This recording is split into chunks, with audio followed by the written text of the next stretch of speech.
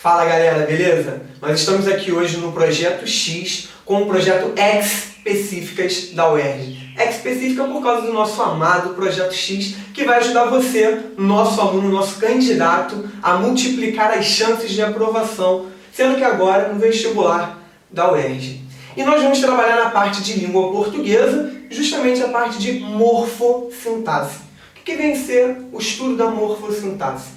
A morfossintaxe é a relação entre a morfologia e a sintaxe, uma atrelada à outra, uma ligada à outra.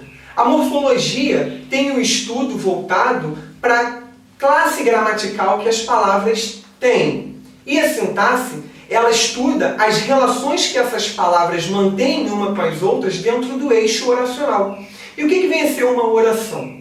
A oração é todo enunciado que tem um sentido e ele é construído sob a ótica de um verbo. Ou seja, tudo gira em torno de um verbo. Logo, para que eu tenha uma análise sintática, eu preciso ter verbo. Tá? Então, se eu tenho uma frase verbal, eu posso fazer análise sintática. E a frase verbal é a oração, que é constituída de verbo. Se eu tenho uma frase nominal, que é uma frase que não tem verbo, é impossível que eu faça uma análise sintática. Então, a questão morfossintática ela vai mesclar esses dois assuntos.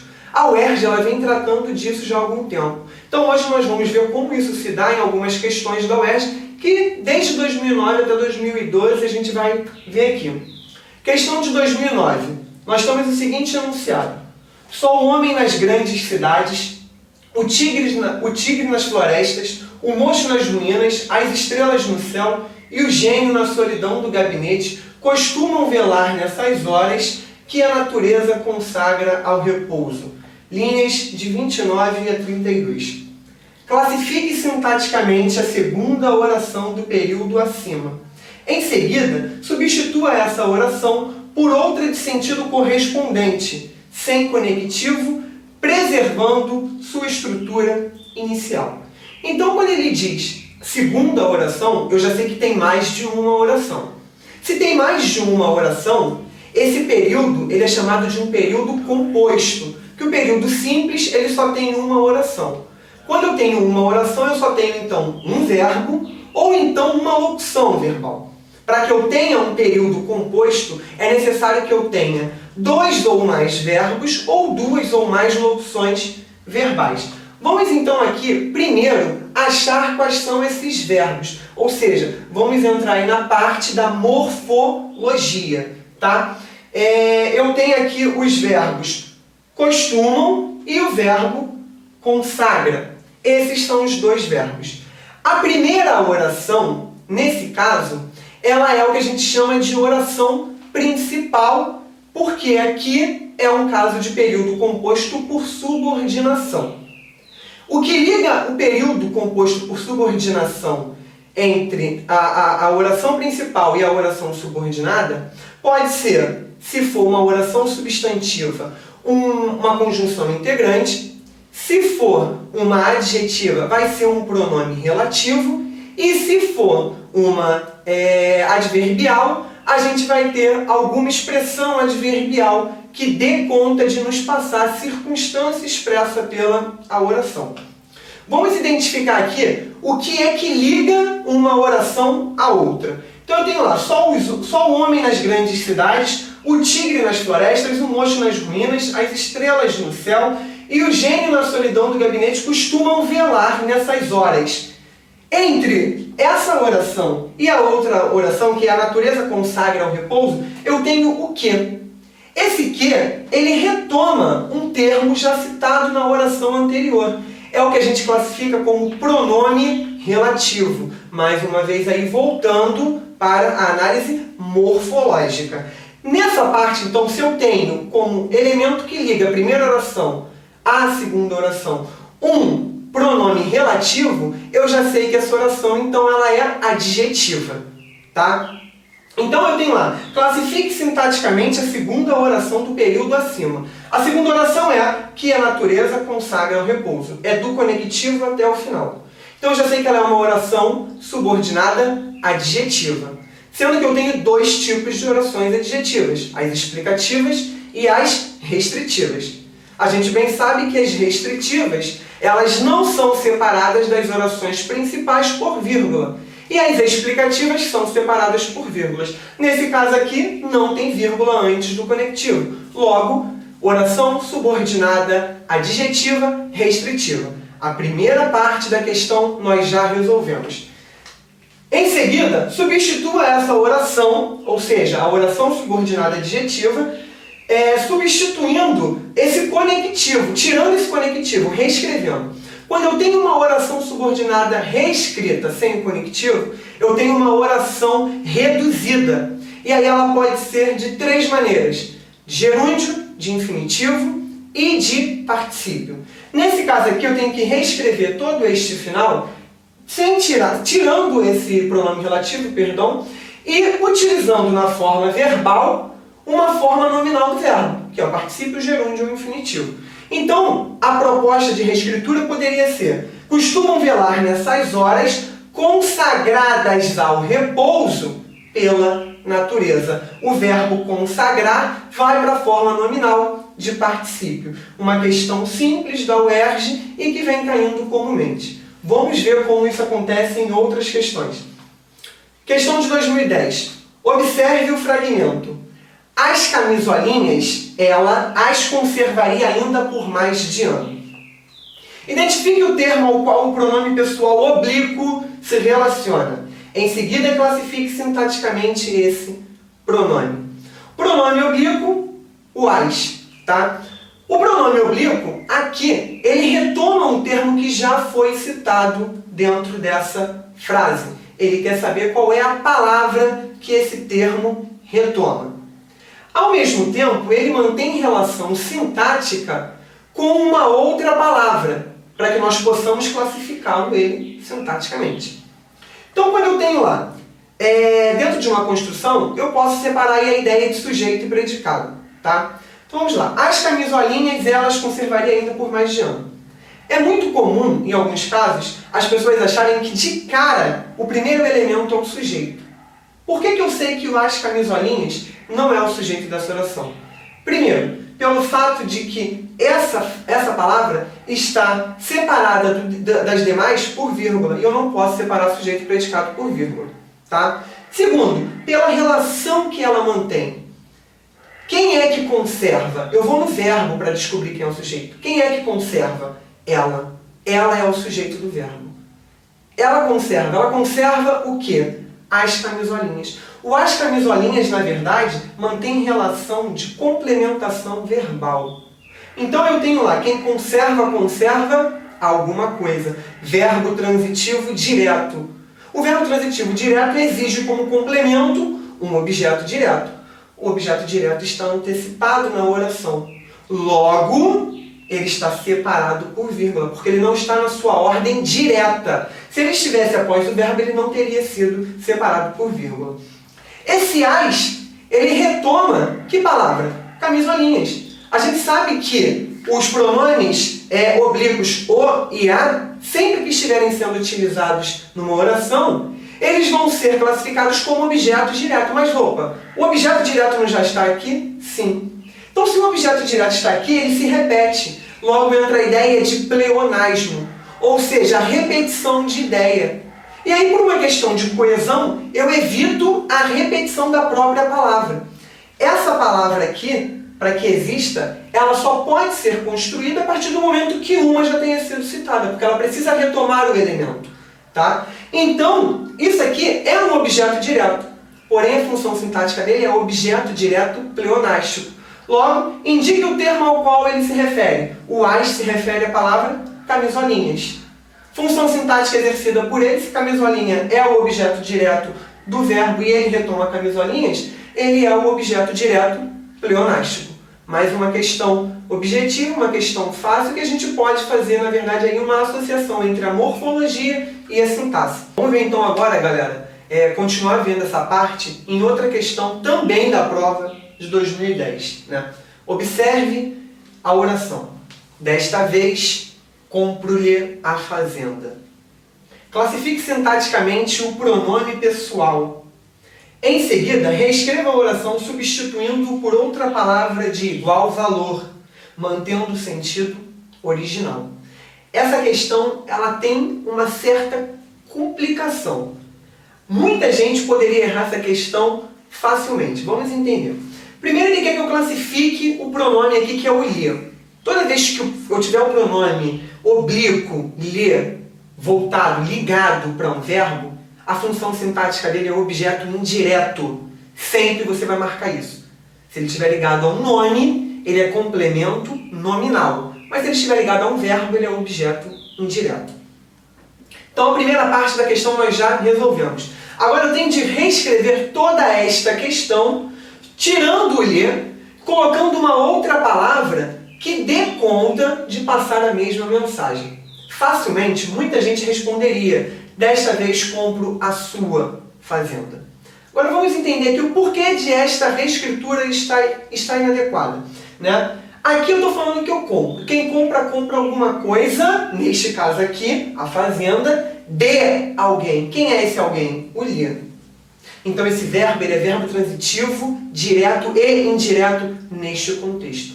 Uma vez que eu reescrevo e boto, desta vez compro a sua fazenda, eu tenho lá, quem compra, compra alguma coisa. Que coisa? A sua fazenda. Esse verbo deixa de ser transitivo direto e indireto e passa a ser somente um verbo transitivo direto.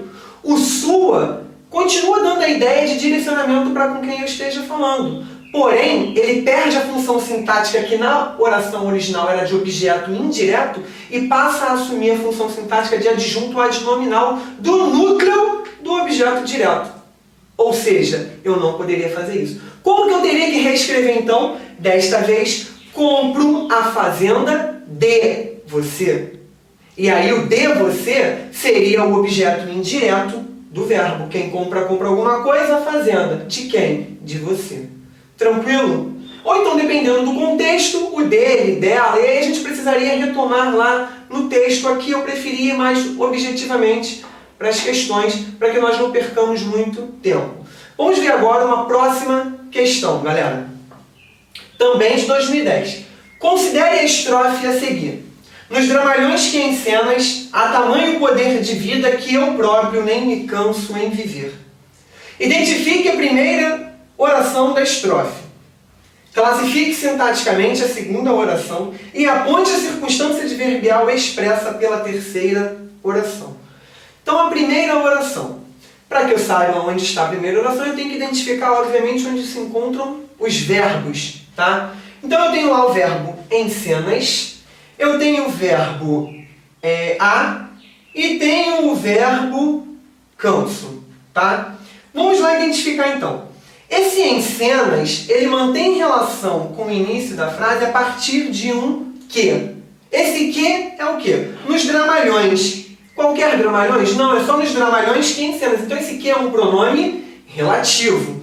Se ele é um pronome relativo, ele é uma oração subordinada. Se é uma oração subordinada, eu já sei que não é a primeira oração. A primeira oração aí, na verdade, é a oração principal. E a oração adverbial, ela pode ser, a oração adjetiva, ela pode ser utilizada no meio da oração. Ou seja, a oração principal aqui, ela está quebrada e no meio dela foi inserida uma oração adjetiva. A oração principal, então, é: nos dramalhões há tamanho poder de vida. Essa é a primeira oração. Identifique a primeira oração da estrofe. Já identifiquei. Então você vai reescrever essa oração. Classifique sintaticamente a segunda. Se eu já sei que tem um pronome relativo, eu já sei que ela é uma oração subordinada adjetiva. Tem vírgula? Não. Então ela é restritiva. Que encenas é a oração adjetiva restritiva, tá? E aponte a circunstância adverbial expressa pela terceira oração. Então eu tenho lá, tamanho e poder de vida que, mais um que. Um que liga esta última oração às demais. Então eu tenho aqui, há tamanho e poder de vida que eu próprio nem me canso em viver. Antes desse que, eu tenho uma palavra que dá uma ideia de intensidade, que é o tamanho. Toda vez que eu tiver antecipado ao que, um tão, tanto, tamanho, esse que vai ter valor circunstancial de consequência. Então aqui eu tenho como causa, eu tenho na causa os dramalhões terem um poder de vida muito grande. E isso faz com que eu não me canse em viver. Ou seja, a consequência de a vida ter um dramalhão muito grande é eu não me cansar. Então, mais uma questão aí simples que basta uma leitura mais atenta. Vamos ver agora, na prova de 2011, nós tínhamos lá a questão. Estava com medo, com a impressão de que chegasse uma pessoa para me prender. No trecho acima, há duas orações subordinadas. Duas orações subordinadas, o que não significa dizer que só tenho duas orações. Porque se eu tenho duas subordinadas, ainda falta a principal pelo menos, tá? Transcreva essas duas orações e classifique sintaticamente cada uma delas. Vamos lá.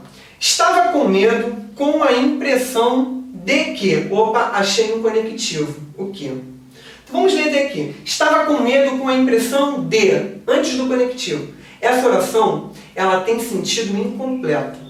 Quando na primeira oração, que é a oração principal, eu tenho sentido incompleto, essa oração ela vai ser classificada, a subordinada, na verdade, vai ser classificada aí como uma oração subordinada substantiva. Por quê? As adjetivas e as adverbiais, elas não completam o sentido da oração principal, às quais elas se ligam.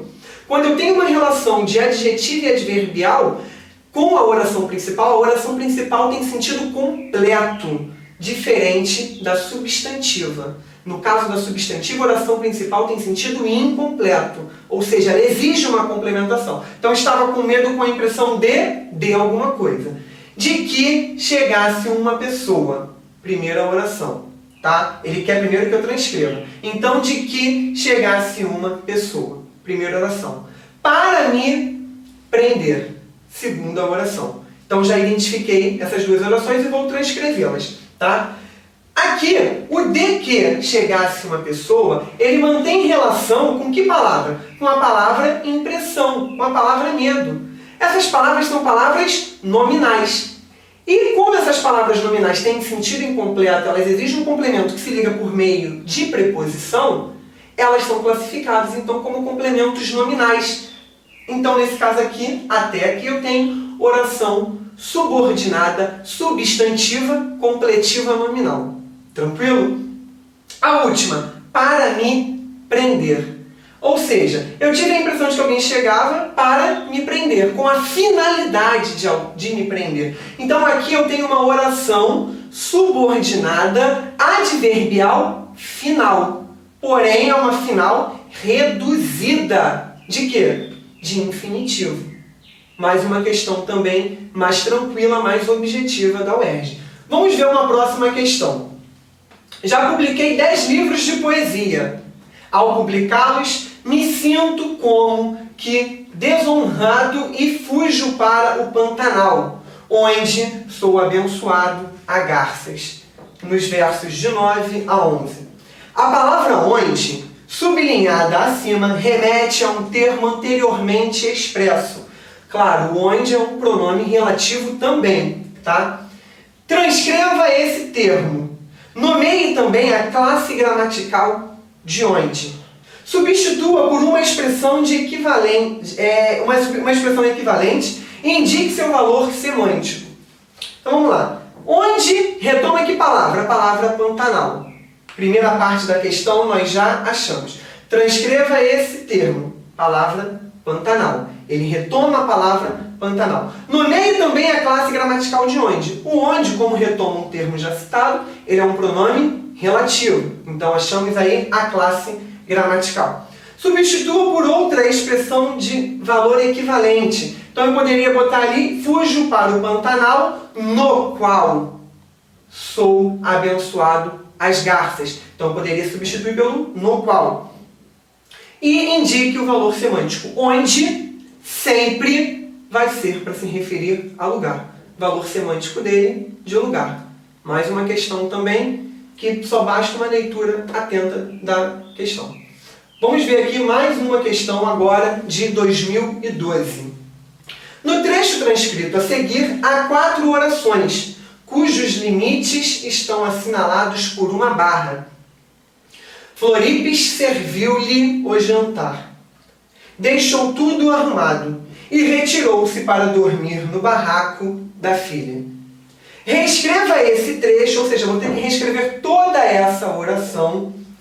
Passando a primeira oração, Floripes serviu-lhe o jantar, tá? Para a voz passiva. Ou seja, para que eu passe para a voz passiva, eu preciso ter um verbo transitivo direto. Quem serve, serve alguma coisa. Nesse caso aqui, quem serve, serve alguma coisa a alguém. O jantar e o alguém aqui representado pelo lhe.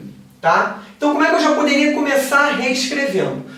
Quando eu tenho a voz passiva, o objeto passa a ser sujeito da oração. Então, eu teria o jantar, foi, e aí entra o problema. Na maioria das vezes, as pessoas esquecem o lhe e reescreveriam: o jantar foi servido por Floripes. Quando eu tenho que fazer? O jantar foi-lhe servido por Floripes. Porque ele diz que foi servido a alguém. Esse a alguém precisa aparecer. Tá? Então, primeira reescritura já. O jantar foi-lhe servido por Floripes. E convertendo a segunda oração em adjetivo introduzida por pronome. Deixou tudo arrumado. Então, o jantar foi-lhe servido por Floripes. Se ela é adjetiva, eu vou utilizar o que? Um pronome relativo, porque ele quer que eu utilize agora introduzindo ela como um conectivo. O jantar foi-lhe servido por Floripes, que deixou tudo arrumado. Em seguida, indique a classificação sintática e semântica da última oração. A última oração, para dormir no barraco da filha. Ele se retirou com o quê? Com a finalidade. Então, oração subordinada adverbial final. Essa é a classificação sintática. A parte semântica, ideia de finalidade. Tranquilo? Mais uma questão também que só basta uma leitura atenta. Vamos ver aqui uma próxima questão também da UERJ de 2012. Por mais que saltite ao seu lado, procurando alcançar-lhe a mão, ele não o agrada. A mulher, sentada na cama, olha para ele, mas ele não a olha. Nos trechos transcritos acima, estão sublinhados 2 verbos que podem ser usados com variação de regência: transitivo direto ou transitivo indireto. A variação da regência altera o sentido do verbo agradar, fazer agrados ou ser agradável. Já o verbo olhar expressa o mesmo sentido nos 2 casos. Indique no primeiro trecho, nesse primeiro aqui, a regência do verbo agradar. Então vamos lá. Ele não o agrada. Eu falei que quando eu tenho o pronome oblíquo, o IA ligado ao verbo, ele é sempre objeto direto. Se ele é objeto direto, qual é a transitividade do verbo? Verbo transitivo direto. Pronto, já matei a primeira parte da questão. E o sentido em que ele foi empregado. Ou seja, ele foi empregado no sentido de fazer agrados ou de ser agradável. Então vamos reler lá. Por mais que saltite ao seu lado, procurando alcançar-lhe a mão, ele não o agrada. Ou seja, ele não é agradável, é ser agradável. Tá? Vamos ver agora a segunda parte. Em seguida, reescreva o segundo trecho, este daqui, variando a regência do verbo olhar em cada ocorrência. Vamos ver aqui. No primeiro caso, olho para ele. Entre o verbo e o complemento, eu tenho uma preposição, o que faz com que esse verbo seja classificado, então, neste caso, como verbo transitivo indireto. Eu tenho que reescrever, fazendo com que ele seja classificado como verbo transitivo direto. Então, a mulher sentada na cama olha-o. Por que o? Porque é ele, e o se refere aí ao gênero masculino. Mas ele não a olha. O a aqui, pronome oblíquo, átono, que se refere a um verbo transitivo direto. Porque quando eu tenho o e a, como pronome oblíquo átono, sempre verbo transitivo direto. Agora, aqui eu tenho que fazer com que esse verbo seja transitivo indireto, mas ele não olha para ela. Só isso a questão. Então, galera, espero que nós possamos ter ajudado vocês quanto às resoluções das questões de morfossintaxe e que agora vocês estejam mais preparados para o vestibular deste ano. Boa sorte para todo mundo e vamos multiplicar as nossas chances de aprovação aí. Valeu!